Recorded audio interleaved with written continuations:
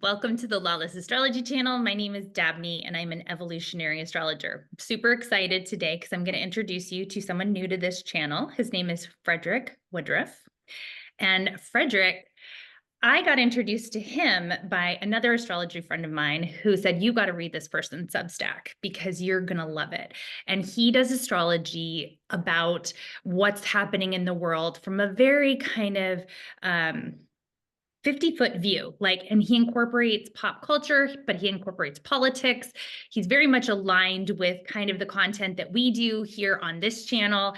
Really, really interesting stuff. So I'm going to put his Substack below. So you definitely have to go if you're interested in Substack or you're like, what is Substack? Go check it out and subscribe to his Substack because it's really, really intellectually stimulating and the astrology is easy to understand. It's not in astro speak, which I know a lot of the people that watch my channel don't like astro speak any more than I do.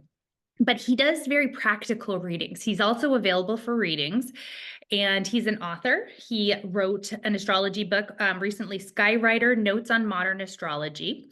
And he's got another book it's a true crime novel about Jeffrey Dahmer that incorporates astrology coming out in March. And all of that can be found on frederickwoodruff.com. I'm going to put all that below. So getting that out of the way. What we're going to be talking about today is we're actually just going to be kind of riffing on what's going on in the world and what the astrology kind of portends, how we're making sense of it and surviving with looking to the stars and the cosmos to help us kind of get through this really kind of crisis point, this tumultuous period in time that is bringing a lot of change. And so we see the planets are in crisis themselves. They are in change. Some of them are kind of tired and dying out in the sense of we are through this cycle and we're ready to start a new one, but the new cycle hasn't started. So anyway, did I miss anything? Welcome, Frederick. No, that was a great intro. Thank you, Dabney. I am excited to be here. Love your work. And the piece I just caught on Pluto through the generations that was a home run. I hope everybody gets to listen to that. Of course, I was focused on Pluto and Leo, which makes sense because it's on my ascendant in Leo. And so I was really tracking what you were saying, and it was right on. And I have some ideas to add to that, which we can Oh my God, amazing. I would to absolutely, eventually. I would love that because what's been interesting me a lot Sure. lately as Pluto, so let's start with Pluto. So as Okay. Pluto entered into, and I need to make sure I'm on the right network. I am. Okay. As Pluto entered Aquarius, there was an immediate vibe shift. And I do believe that what we are seeing unfolding is just the very tip of that. And so what I started kind of coming to realize, because the election didn't go the way I had hoped it would, obviously. And also I'm sad to see, and you did a really great Substack on this about the empowerment of the bro culture and with all this Aries coming in, how we're going to have to really address that. So I've been really interested in Pluto and generations because I'm reading this book called The Fourth Turning that talks a lot about how there is kind of this cyclical generational thing where the people today, some of the people voting today don't remember the Holocaust really, right? Yes. Kind of the people that lived through it are, passing away. And so this is kind of what happens throughout history is there's this crisis. And then the people are when the crisis is over, they're we need to put that behind us and we need to move forward in a new direction. But then people start to forget what the crisis was like. And there's kind of this unraveling and an entitlement or a malaise that falls over. And then the fourth turning is a crisis again. And so I'm going to kind of do a whole video about that and how that really lines up with the Uranian cycle. But in the meantime, I want to hear your thoughts on this generational and Pluto and Leo. Well, I think as soon as Pluto entered into Aquarius, it immediately started twanging the entire Leo vector by opposing that sign. And I think we saw that as far as cultural events that were happening with the big busts of like P. Diddy and then everyone associated with his circle, that entire kind of like mafia of power within pop culture, which he and like Jay-Z, all of those two had that whole realm corralled. So anybody trying to enter into the music business, say, through an initiation, I don't like to think about that, but you know, it was the classic casting couch for these younger pop stars trying to come up, and then all of the shitstorm that we saw related to that bust. And I noted that that was happening right when Pluto had scooted into Aquarius, and then boom, that entire power structure was busted. And then I think there's more to come with that. But I use that as a good example of the kind of power that gets concentrated in Hollywood, the whole casting couch phenomenon, and the fact that nobody talks about it. So that got, in a Pluto way, busted wide open. So that Yeah. was one thing I noted for And sure. while obviously like Pluto was in Capricorn, but it was, you know, warming up to Aquarius, we had like Weinstein exposed. Yes, And, you know, so, and just for people watching, Pluto in Leo has a lot to do with the rise of the entertainment industry and celebrity culture and stars. And so it is about rising up the kind of one person that shines brightly. That's Leo. yes, And yes, Aquarius is more collective, like what's better for society versus yes. putting a person on a pedestal. I think too, another level of it that was more subtle, but infected the entire Pluto and Leo generation. And of course, now they're starting to feel the Pluto and Aquarius transit, was the entire me generation that Pluto and Leo represented, and all of the spiritual seeking and the gurus and the ashrams and the est and the life spring, you know, all of these things about discovering the authentic self, you know, that Leo's obsessed with. And I see that now with peers who are also Pluto and Leo, all of that starting to cave in for them. They're like, you know, I did all of this seeking and spiritual work and not really sure like what to show for it, you know. So I think that's been an interesting part of that transit as well, how it hit the me generation. So tell us what you think about a Pluto opposition, because that's really what we're talking about here. And it may not be hitting your personal chart yet, but like by whole sign, Pluto and Aquarius is opposing the Pluto and Leo generation. So Well, talk like, right. Yeah. Yes. Well, I'm somebody that has my own take on oppositions. I actually love them because any of the hemming and hawing that are going on, like from a sextile, you know, to a trine, and then moving up to the opposition. By the time the opposition kicks in, it's full throttle. Everything is revealed in whatever those prior transits are leading up to. And so I'm a big fan of oppositions, and I don't see them as a negative light, you know, when I work with clients.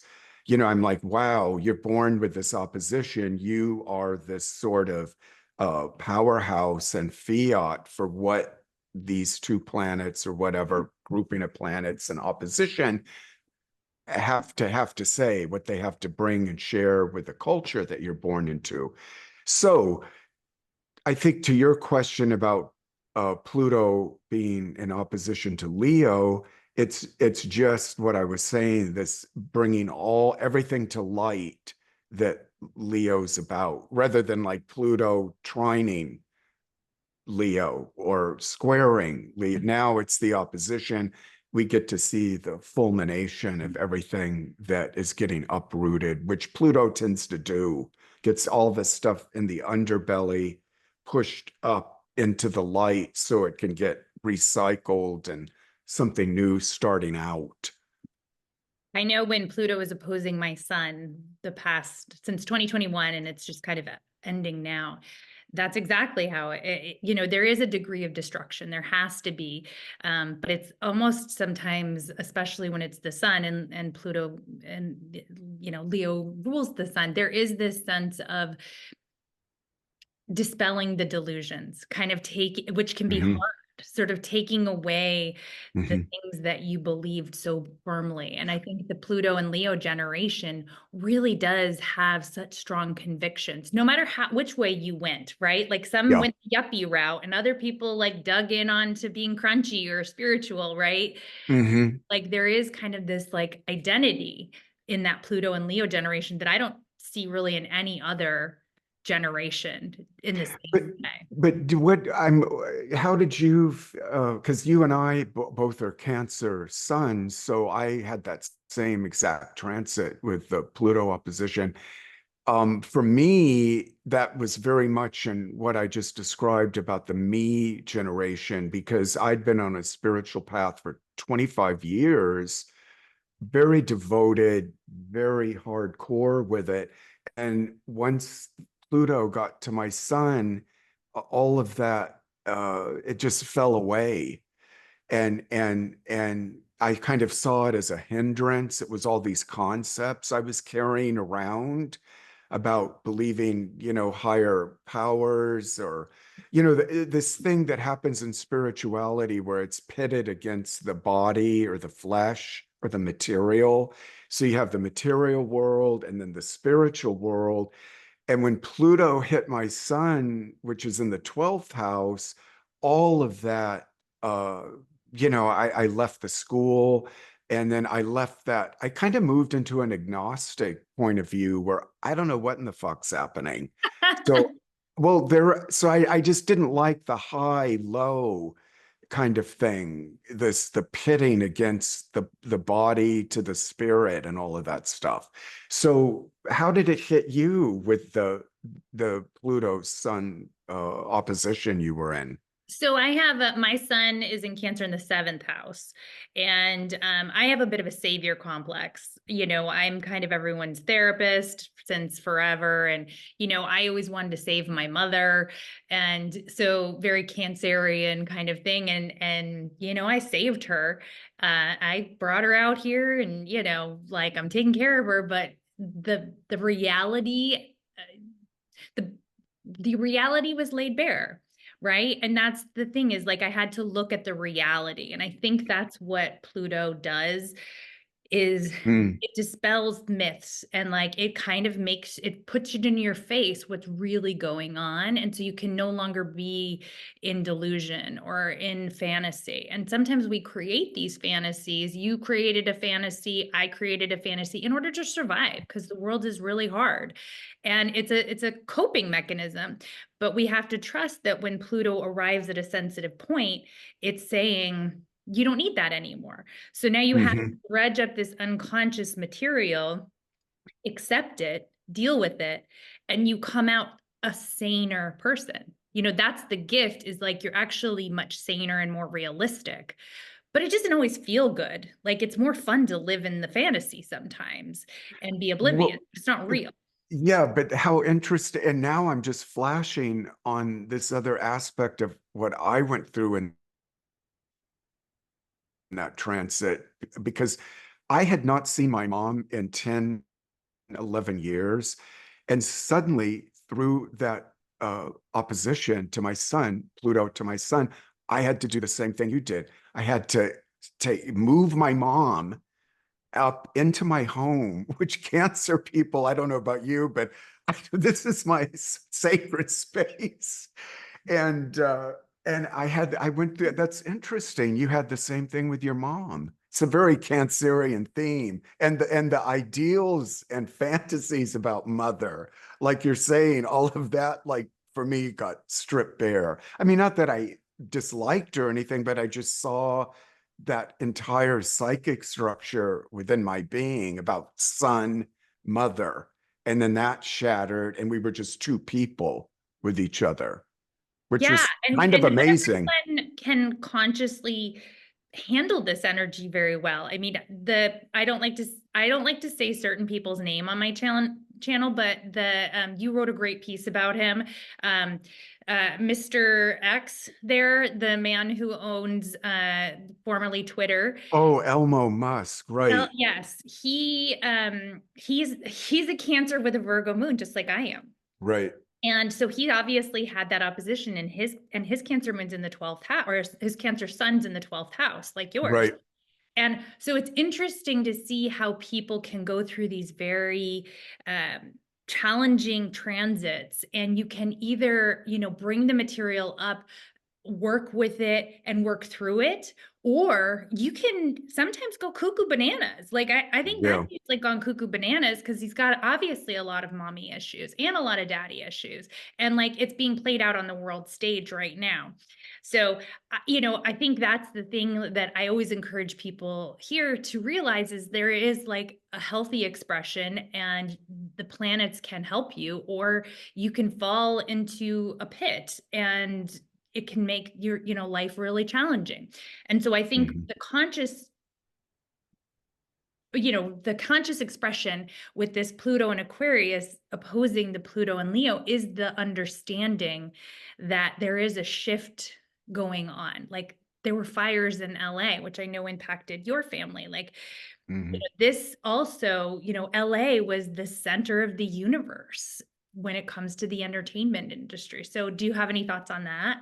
That's a great correlation again to the destructive Pluto force. And again, like I was talking about in a more specific way with P. Diddy, Jay-Z, all of that concentrated there in LA, that was one facet. And then you had the more literal terrain and environment being, taken apart.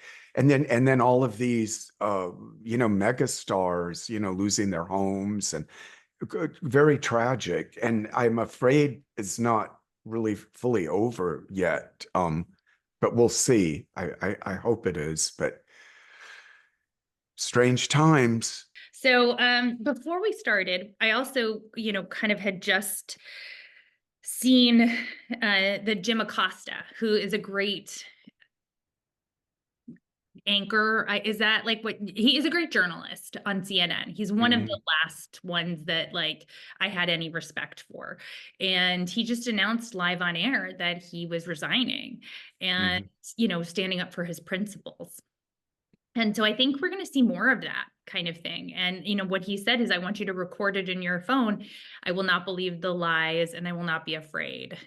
And so that to me had some very like rebellious Pluto and Aquarian vibes. What are your thoughts? I think he is the current version of something that's been in motion for a while. And you read this all the time about legacy media, being destroyed. Again, Pluto into Aquarius. Aquarius is a sign associated with, it's as an air element, how a populace or culture gets information through the networking of contacts, publishers, things like that, especially now because everything's electronic and on the internet. He's like the latest, a person that's, I think, with some integrity saying, look, this is fucked up. Everything is aligning with the oligarchs coming in, which of course control all of that networking online. And it's the first phase of this shakeup. What I found more interesting on this theme about Pluto and Aquarius was yesterday when the Chinese released a new, just crazy ass radical AI app that is free. And then we saw all of the sham that we've had to listen to for the last couple of years about how AI is going to change everything and Americans need to pump all this money in it. And what's his name? Sam Friedman, or the guy that Sam Altman, runs maybe Sam Altman. Thank because you. Bankman-Fried was the Yes, him. crypto scammer dude, Yes. and Yes. And Sam scam is Altman. really the great word because they all pump and because they're all hooked into the stock market, that whole facade and sham of all of that just came crashing down when suddenly China said, well, look, we made this for fairly easy and here it's free for everybody. And then, oh my God, I think like NVIDIA and all of that stuff just plummeted because, you know, in a very Pluto way, the rot and the con was exposed. So now they're all in this huge, you know, damage control mode. And that's just Pluto at 1 degree Aquarius. So I've worked in Silicon Valley for 2 decades. Oh yeah, you told me that, right? Yeah. So it's really interesting the front row seat I've had to so much BS, and I cannot wait until I'm fully free, and then I'm gonna completely go off, but I still pay my bills. This doesn't pay my bills, let's put it that way. But I love you all. Hi. So let's just be real though. Come on, you know, like Yeah. I should like pay the mortgage. But the point being is I've had a front row seat to some pretty toxic stuff. I've had to ingest some toxicity that I am no longer willing to ingest.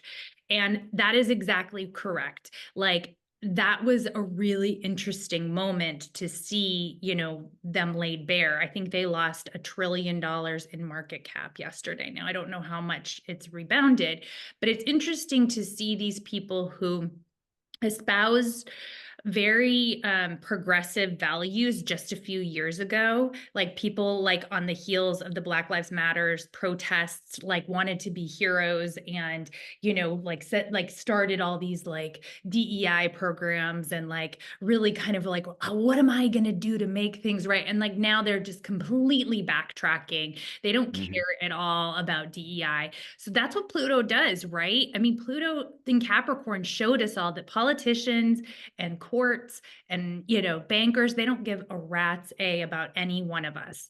And that is, I think, Pluto and Aquarius, we're going to see the dark side of technology. Like you said, the mask is going to be ripped off. And what are we going to do about it? Well, think about how as Pluto moved through Capricorn, and I'm sure every astrologer has talked about this ad infinitum, but you know, the day Pluto entered Capricorn, the entire global economic infrastructure collapsed. If you remember, and you know, Obama had to, you know, bail out all the banks. Of course, nobody went to jail. That was part and parcel of that. But then as Pluto's dragging its ass through Capricorn and taking all of that apart, as soon as it gets to Aquarius, everything that collapsed through Capricorn, they tried to shove it into the Aquarian mode.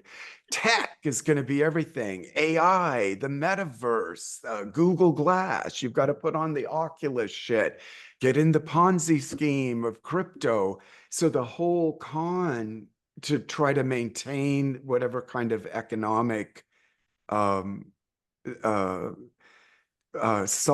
you know, the economic stability, which I don't even really believe in, but we're told this lie that Wall Street's growing, growing, growing, and people believe it. They buy all this Bitcoin stuff, and I don't even know what it is. It's not real. So then Pluto gets into Aquarius, so the whole stage set with these freaks shifts over to that mode, and then they're trying to milk that and push it up. So you can only shove shit under the carpet so long until it's flushed out in Pisces in 20 years. You know? I find it so fascinating that, you know, that because I was kind of preaching that we'll see the dark side of AI and we'll see the dark side of tech with Pluto going into Aquarius. But I didn't think it would be so literally so fast that because I still believe he who shall not be named, the current administration, he is Pluto and Capricorn. I stand by that. Like, I don't like people think he's Pluto and Aquarius. I think he's still Pluto and Capricorn because, you know, he has his gold toilets and. Well, yes, you saw that, like you and I both got tricked thinking that Trump wasn't going to win in the election. But remember, Pluto had moved back into Capricorn, so that twanged his presence. And then he's elected, and then Pluto's into Aquarius, and we have the other Gemini twin to Uh-huh. Trump, which is Elmo Musk. Mhm. So, And and that, they're all sitting there at the yes, inauguration while the people are out in the cold. I mean, it was so literal, like yeah, it's happening. And so what's so interesting is like what will happen hmm, in a decade, in a few years. Like honestly, they are breaking things so fast that I feel like maybe even by spring or summer, we may be having a totally different person leading, because I do believe he's Pluto and Capricorn, but then are we going to be stuck with this broligarchy of technocrats, and like now it's not who the people out with the red hats thought they were going to get. It's really the Project 2025 people headed and yeah, and yeah, Vance is the president, and that's the thing that we're dealing with, and all of this there's been so much destruction to lead to that. So I'm like, not a predictive astrologer, but that's my gut. Like that's what I think where we're headed. yeah. And even if Trump is still alive through that, he could just be out on the golf course, and then, Vance or Peter Thiel or whatever, Steve Bannon are really the ones running stuff. And Trump's like, oh yeah, okay, yeah, do that. Fuck that person up and but yes, I'm not a predictive astrologer either, but with Pluto, it's so balls out. Like I said, the day Pluto gets into Capricorn, the entire global economic structure collapses. And then boom, Pluto's in Aquarius. You've got all the tech oligarchs up there with the most powerful person in the world. You just can't make this stuff up. So yes, um, it's interesting. I don't know if we'll talk about this now, but maybe later in the video. The day Trump was announced as winning, I immediately went to the tarot, and I pulled a card for each of his year in office. And it was very interesting because the final card for his fourth year, as I read it, showed him either dead or someone else, Vance, obviously as VP, stepping in. So the entire first 3 year, the tenor of those 3 years and the utter chaos that the cards represented shifted drastically in the fourth year with the card that came up. So that's something a little bit mirroring like what you're saying, where there'll be another person that's actually ensconced there in Did that. you bring the cards with you, or do you remember what they are? Oh, I sent you a photo of them, the spread I did. So when you're editing, you can, I don't know, pop it in. But oh, I of course remember them. Yeah. Okay, well, The, and I'm gonna say this is for entertainment purposes only, so don't get uh knickers in a twist, because what is that? I know what that I've just means. started to see a lot of psychics and astrologers and tarot readers when they are saying anything that is too controversial. Like if they're talking about, we're trying to basically cover ourselves and say like, hey, I'm not like trying to stir up trouble. Like I'm not going to be out there on the front lines like hoping someone's dying. I don't hope anyone dies. That's God's honest truth. But, you know, if the cards are saying that for entertainment purposes only, we're Uh, gonna. Okay, well, I wouldn't say the cards said somebody died, but they definitely showed a shift in administrative setup there. And that could be literal, or it could just mean that Trump is so bloated on Big Macs that he's letting Vance just, Almost you know, 80, and Pluto's in his sixth house. So, I mean, and Uranus is in his 10th. Like, I mean, that's not too far fetched to think that even if he is still alive, he is, like you said, like out on the golf course while everyone else is running the show, you know? yeah, especially when I think it was Saturn was moving, was it Saturn? in opposition to his, you know, Trump has that Venus-Saturn conjunction in Cancer in his 12th. And was it Pluto opposing that? I guess it would have been in Capricorn. And for like a year and a half, I was just telling people like, oh God, I see it, you know, there's probably going to be a heart problem, you know, with his Mars and Leo and the ascendant. And, you know, he just, you know, he's like Teflon Don, just like beads This of is water strong. hitting Yeah. Teflon, you Yeah. know, I mean, I'm going to give the guy credit for being continuing to live. like continuing to like be a presence. And like, this is And- insane. Like, it is insane that he has wielded this much control over people's minds that they voted so diametrically opposed to their own best interests, like on an epic scale. Like, this is what I just saw this other thing today about these people, these teachers in Kentucky who were like, well, he's not really going to cut federal funding to education. That he's just saying that. Well, they were like, well, I mean, he's kind of doing it. And like, you know, your kids depend on SNAP, but well, no, that won't really happen. Well, do you regret your vote? No, because that's not going to happen. It's happening. Like, why did you not hear him when he said he would do that? Like, why did you think that was just funny? Did you just think that was to own the libs? Like, I'm very confused because I actually care about kids going hungry. Well, Like, of course. I think it's a complicit thing, you know, his voter base. And I think to Chris Hedges' point, like when people get so desperate and confused, which many people are now, they do turn to demagogues, they do turn to strong men, and they bring magical thinking along with them. It gets projected on, say, Trump. And it's just like they're there with their fingers crossed, like, okay, I put this wild card in again. I mean, he's president again.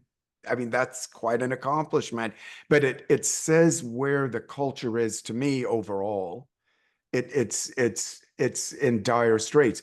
If Kamala Harris had won, I think we would have had a gentler time, but the same Plutonian rot is working its way through the US and its just like Pluto it worked return yeah, just like it worked its way through in Obama and Biden. I mean, honestly, with we still yes, have some really, you know, Plutonian rot and like people suffered. And you know, I'm not the person who's going to say, oh, he was awesome and everything was perfect.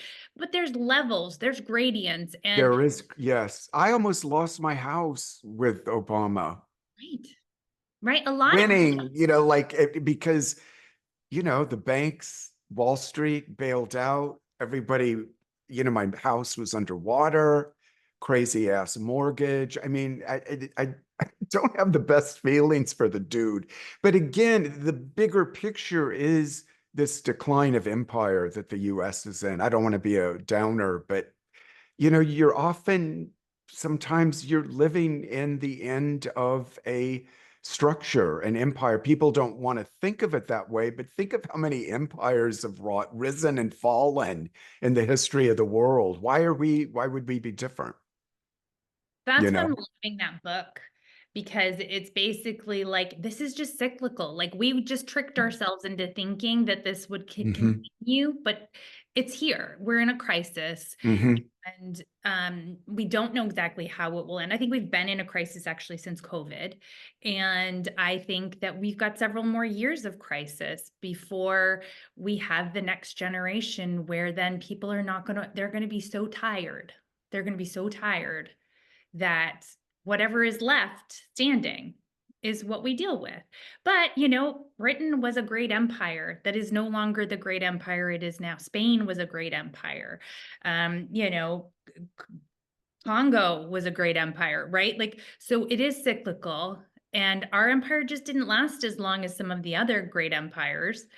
And that is not to say that we're necessarily going to be dealing with some dystopian reality. I think the dystopian reality will have to do with climate change, and that's going to have to be the whole world coming together. And that's very Pluto and Aquarian too, and Uranus and Gemini. And you're right. That's a really good point because it brings it down to a visceral, nitty-gritty level when people can't, go outside because, there's fires like surrounding where they live, or Florida's half underwater on its shorelines. Yes. And to your point too about empires coming apart, my sense is we're moving from tribal nations and we're being forced to acknowledge, and there's that Aquarian theme again, that we are all brothers and sisters, humanitarian. We're moving into a planetary consciousness, I would hope.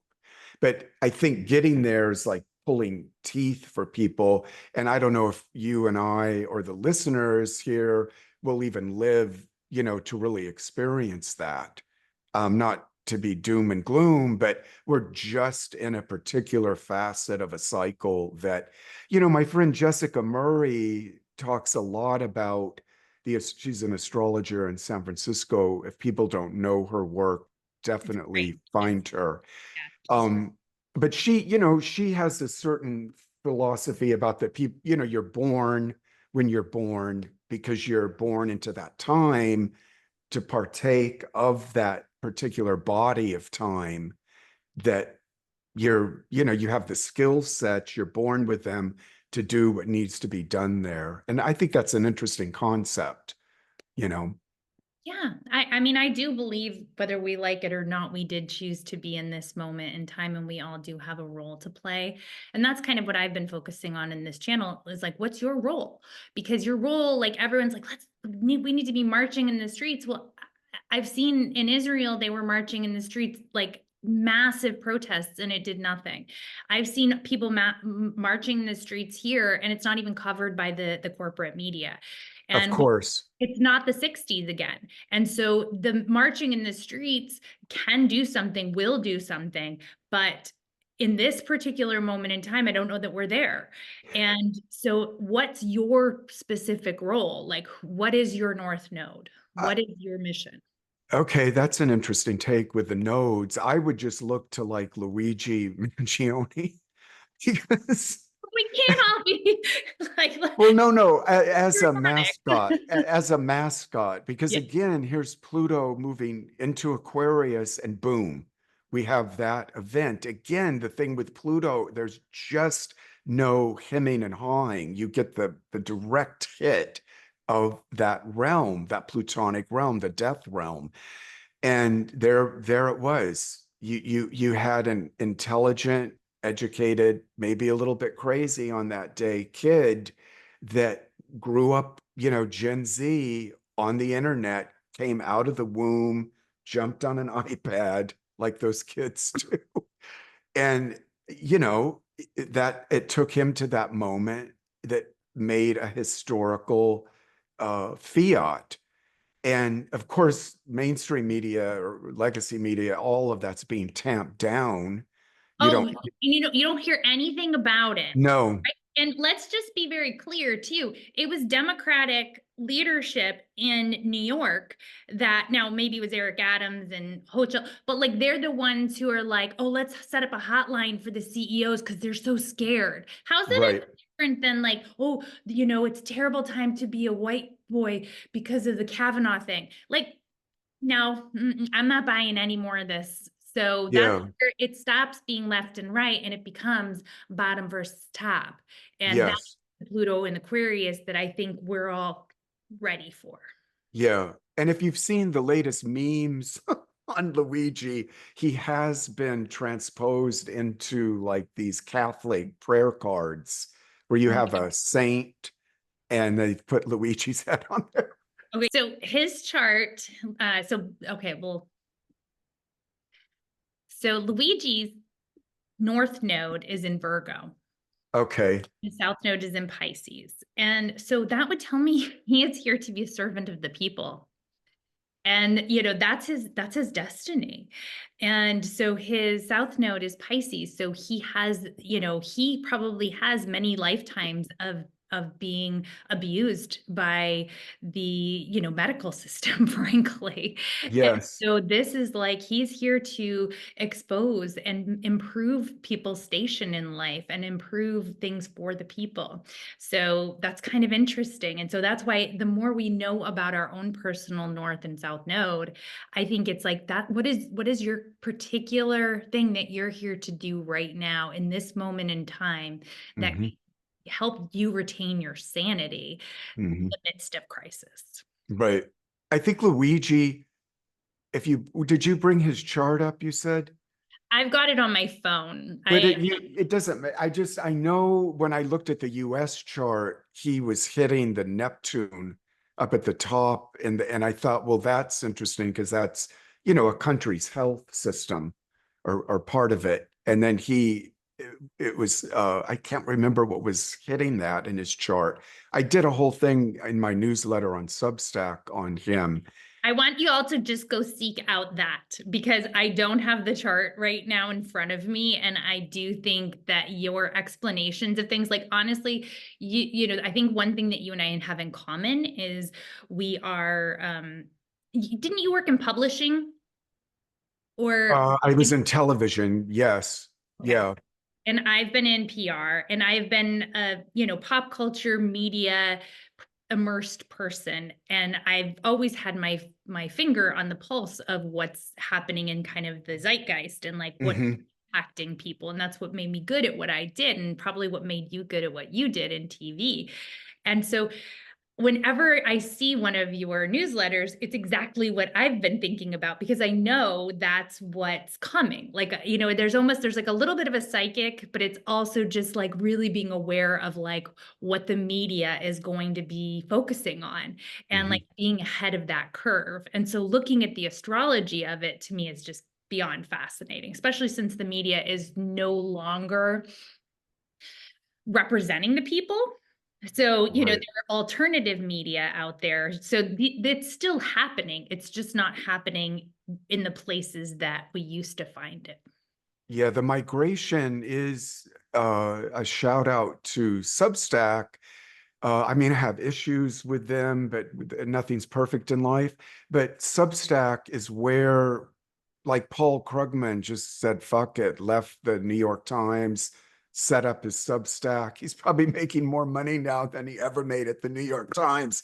But they're just like, they see what's happened to legacy media, its alignment with, you know, see, they're trying to survive after the tech bros destroyed They were very legacy media. complicit being on the front lines with them too. Like their own dinosaur mentality led them to where they are because there was a lot of people warning them. There were things that could have been done, but it was run by a bunch of old white men, these same that fail upwards. And I've seen it Yes. time and again. Uh-huh. So, like it's this crazy circle of like, let's just spin around in a circle and not listen to the actual people doing the work and just bring in somebody that sells a vision. But Hmm. anyway, we need to get back on track and you need to talk about your tarot reading because that's fascinating. And I know that the people watching this channel want to hear that. They don't want to hear me, complain about my old job. So the first card for his first year in office, which is right now, is the Seven of Swords. Nah. And this, now I don't work with the weight deck. I'm a Crowley person, so I don't know if you're familiar with that deck or your watchers are. I'll But I'll I'll put some pictures up. You can. however you want to do it. But the interesting thing about Crowley with his deck is that in the minor arcana, he gives key words to each card. So the Seven of Swords he calls futility, and that would be the basic theme for the first Trump year. Um, the interesting thing that hit me about year 1, 2, and 3 in the polls that they're all sword cards. And I read that as Trump's ongoing disruption and attempts to maneuver or destroy parts of the judicial branch of government, which the swords would represent. In Tarot, the swords are the mental intellect, the judgment, all of those things we connote with the mind. Seven of Swords, futility. In the weight deck, it shows a thief that's at a camp sneaking away with a bunch of goods. So you have that element of theft represented by Seven of Swords if you use the Pamela Coleman Smith version of the image. So Crowley shows that card as a sword that's shattered and fractured and all broken apart. So it to me indicates what he came in as a promise to do this, that, this, that. Of course, with Trump, none of it is going to play out the way he said it would. It'll be half-assed. There'll be a lot of drama. It'll cost too much money. He'll shove it under the rug. I think we'll see a lot of that in the first year. Interestingly enough, the second year of his term was another sword. This card was Prince of Swords. This is a crazy ass card in Crowley because it shows a figure being pulled.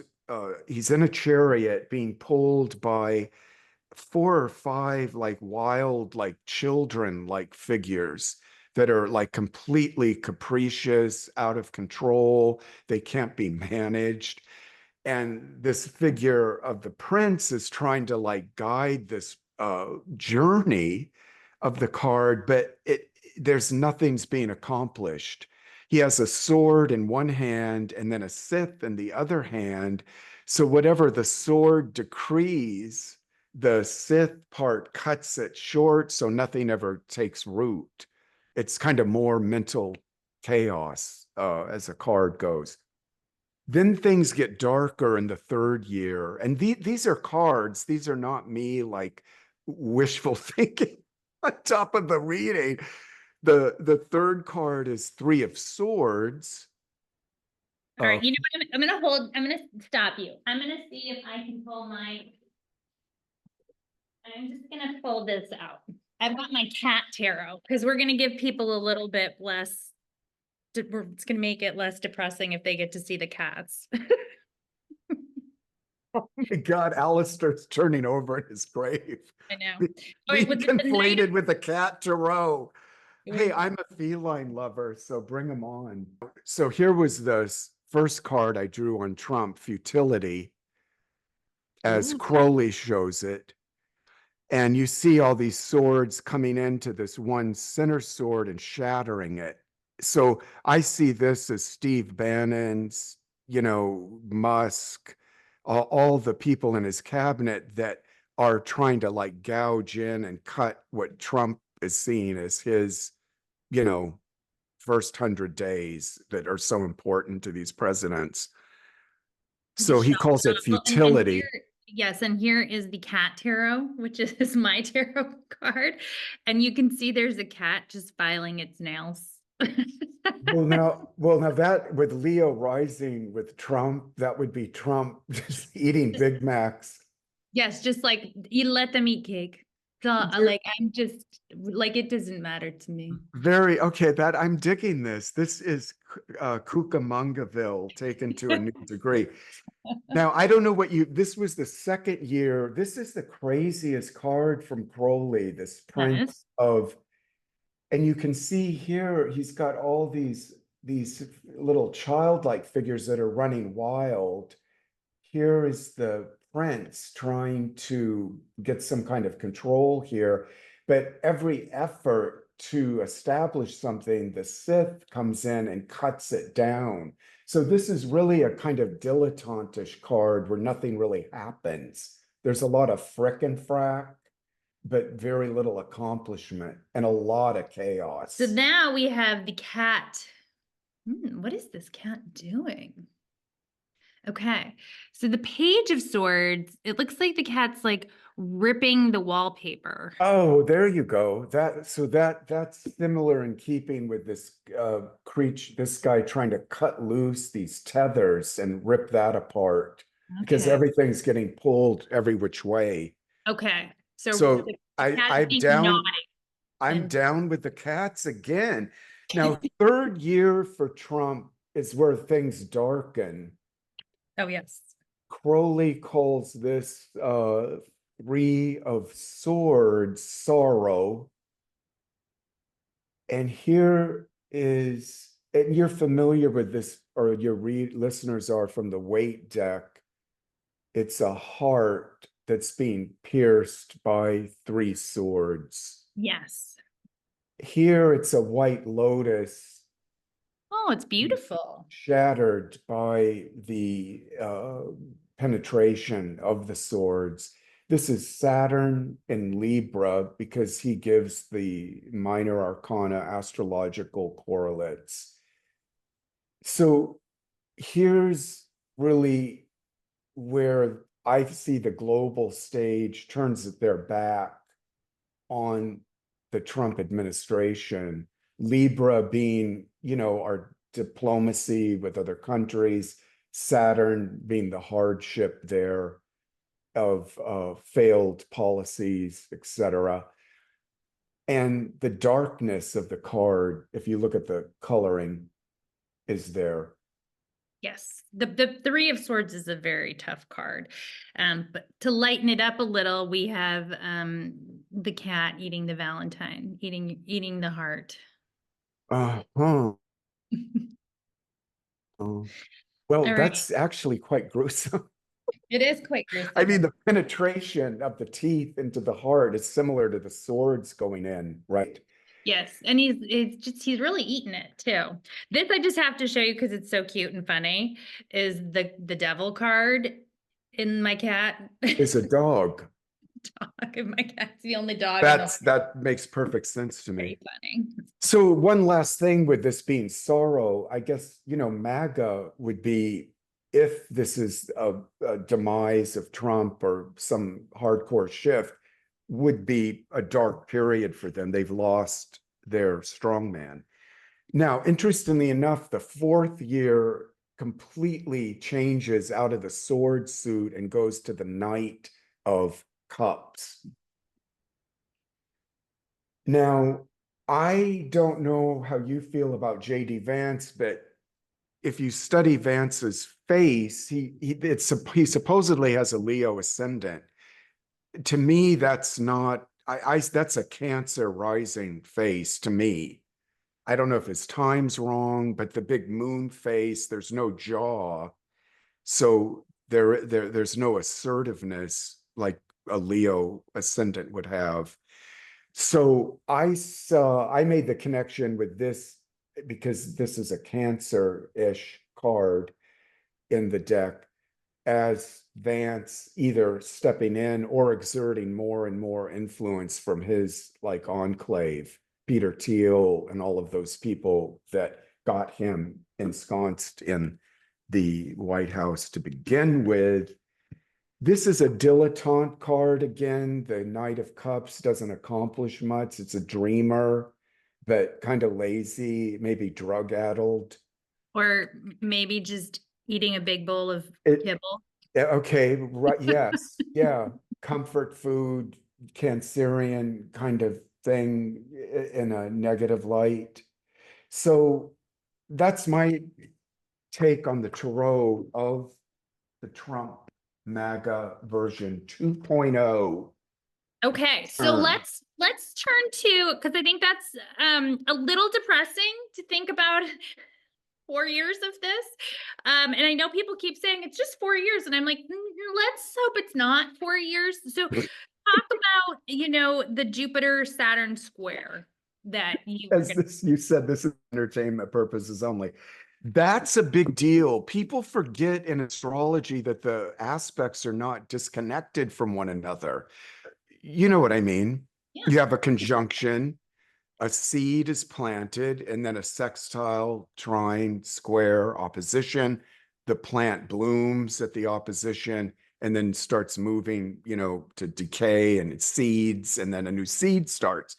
So as I wrote in the piece I did on Substack about this, the big Jupiter Saturn conjunction on the solstice, no less, in 2020, when those two planets conjuncted, I think like 0 degrees Aquarius. And that started this new 200-year cycle where the Jupiter Saturn conjunctions will all happen in air signs. So we were taken out of 200 years of the earth element, which really was like the establishment of the Industrial Revolution, everything that brought in. And then now we're thrust out of the earth into the commonality of the air. I mean, if you think about the air element, it's everywhere. I'm breathing air that you're breathing, and we're all, that Aquarian vision of united humanity. So what we're living through right now is the square that's playing out from the Jupiter Saturn conjunction in Aquarius in 2020. So we've had them square in mutable signs for the last like 3 or 4 months now. That in itself, to me, represented this, what the US lived through with the election, where you had the oligarchs represented by Jupiter in contest with the corporatocracy represented by Saturn. So Kamala Harris would have been representing corporations, everything they want and do. The Democrats have given up on the little person. They pay, lip service to that. I feel it's all, And their gradations. and So there's gradations, but we have to, like, I'm on this channel, I have to be someone, I'm independent. I can be very critical of the Democrats, but it's gradations, especially when we're dealing with what we're dealing with now. So that's. And you could say the same with well, it's not Republicans anymore, it's MAGA, but you could say there's gradations there as well. I mean, Yeah, I've I heard think some my neighbor that's MAGA is not the same as, you know, I get it. I get Peter it. Thiel that's MAGA. I get it. Yeah, yes. But again, for entertainment purposes only. So I think my point being that the oligarch won out through the square that we saw. And being in mutable signs, a lot of confusion, a lot of theater of the absurd. When you, to me, the mutable signs get in squares with each other, stuff's going like this, that. But in June, the square between Jupiter, Saturn moves into the cardinal sign. So we've got Aries, Cancer. To me, we'll see things galvanize in a wild new direction then. Just because of the energy that the cardinal signs release. But, you've got Saturn, which is deprivation, want, difficulties, if you look at those traditional associations, and then Jupiter expansion. I associate that with, the wild financial growth that the billionaires have. So in square, in the cardinals, then I think we're going to see some activism within the public and the people that are no longer willing to try to just get news out through legacy media. I don't even think it's going to be like the old days of hippies going and, out on the street and protesting. I think it's going to happen through the electronic medium, cyber attacks, huge movements, the population moving through stuff online. And that's going to be a very mind-blowing thing for the boomers to experience, because they're scratching their head with all this going like, God, we didn't do that like in my day, Yeah, I mean, things have changed for sure. Like, I'm not the TikTok generation either. And so I think it's The optimistic part of me wants to think that by May, June, that's when really there is much more collective action against what's happening now, because what's happening now is so austere. It is so dramatic. And that's by Hmm. design. They're trying to destabilize everybody. And it's working. But my hope is that once it's kind of like the leopards eating your face party, gag, like once the leopards really start to eat their faces, once they feel the impact of like, oh, I lost my job. Oh, I no longer have this disability benefit. Oh, whatever the thing is that will impact them. Oh, my cousin got deported. Whatever the thing is that suddenly wakes somebody up to realize, oh, well, that wasn't what I wanted. Hmm.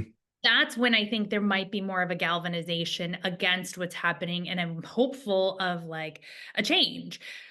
I'm hoping that we're not seeing the cards play out for 4 years with this same administration or this same person, but we'll see. I mean, like I said, I don't have a crystal ball. I do see I do see it already happening, that once people realize that they are personally impacted, heaven forbid, then their tune starts to change. And, I've talked about this on my channel, but it drives me nuts that like how Democrats ended up holding the bag for the Iraq and Afghanistan war is just mind-blowing to me, because we were the ones that were begging them not to do it. And Hmm. and so we also have to your point, acknowledge the failure of democratic leadership and the fact that they are failing us tremendously right now. Like we are all out here, saying do something. We have for the past 4 years said do something different. People need you, people need your leadership. And doing things the old way was not going to cut it.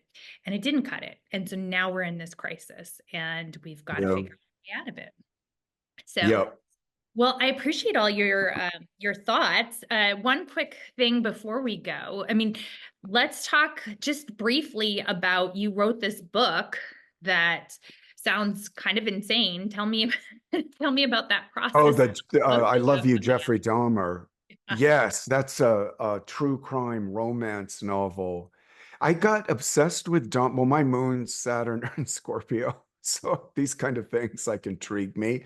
I got obsessed with him about 3 years ago, and I just had no idea I was going to write a book, but I wanted to research more about him. Of course, I did a piece on my Substack about his horoscope, um, and then did just heavy deep dives, interviewing people that knew him, worked with the police and detectives that interrogated him, got to get all of that understanding about his nature. But So thanks for asking, because the book's out in March, and people can get that again through my website or on my Substack newsletter.